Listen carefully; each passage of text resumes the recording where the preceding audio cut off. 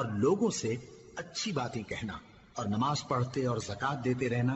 تو چند آدمیوں کے سوا تم سب اس عہد سے منہ پھیر کر پلٹ گئے۔ اور جب ہم نے تم سے عہد لیا کہ آپس میں کچھ تو خون نہ کرنا اور اپنوں کو ان کے وطن سے نہ نکالنا، تو تم نے اقرار کر لیا اور تم اس بات کو مانتے بھی ہو۔ پھر تم وہی ہو کہ اپنوں کو قتل بھی کر دیتے ہو اور اپنے میں سے بعض لوگوں پر گناہ اور ظلم سے چڑھائی کر کے انہیں وطن سے نکال بھی دیتے ہو، اور اگر وہ تمہارے پاس قید ہو کر آئیں تو بدلہ دے کر ان کو چھڑا بھی لیتے ہو، حالانکہ ان کا نکال دینا ہی تم پر حرام تھا۔ یہ کیا بات ہے کہ تم کتاب اللہ کے بعض احکام کو تو مانتے ہو